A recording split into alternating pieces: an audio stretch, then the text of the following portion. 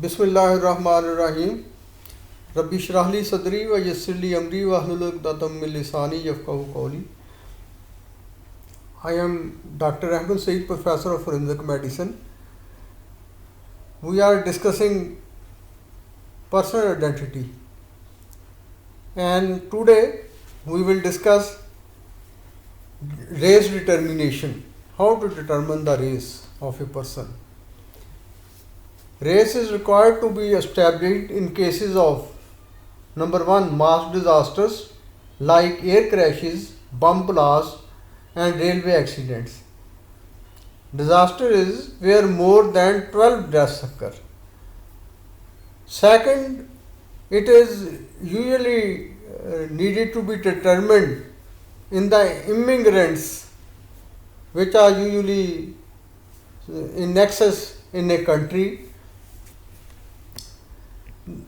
Now, methods of race determination.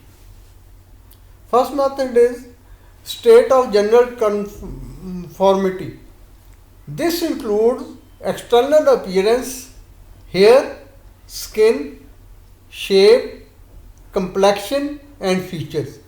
The skull alone of the skeletal parts yields reliable information on race.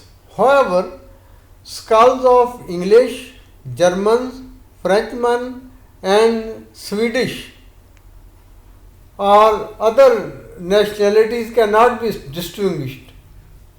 The skull of Chinese and Japanese cannot be differentiated by skull examination zone. Other factors, for example, teeth may reflect the dietary and chewing habits of the group to which the individual belonged. However, people living in modern soft diets showed considerable tooth decay, pyorrhea and tooth loss. Teeth bones are zygomatic arches. They are also helpful in determination of the sex. These arches which determine face width, they are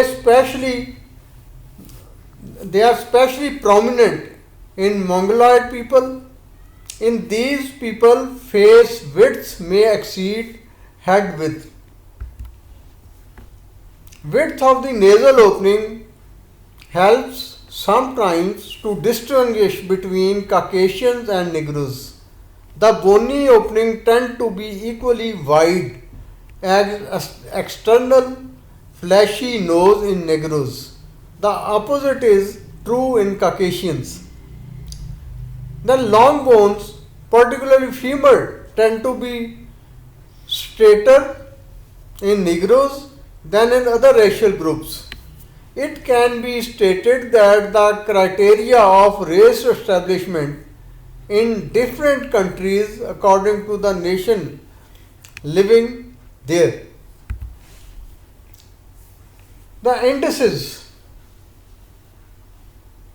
which are obtained by measurement of the bones, they can also help in determination of the race.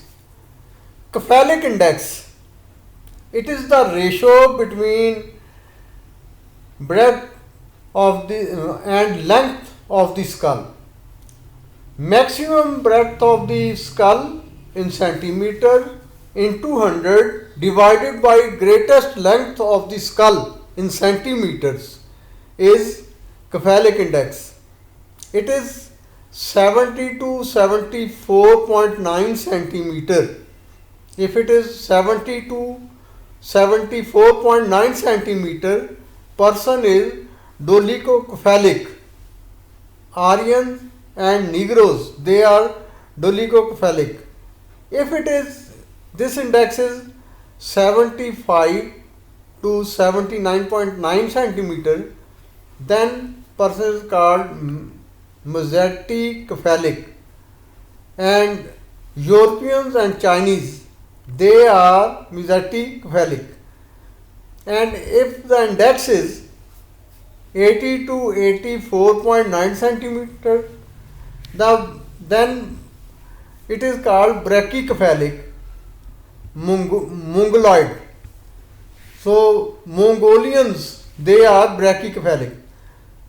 Pakistani and Indians are included in Aryans, that is, they are dolichocephalic. Thank you.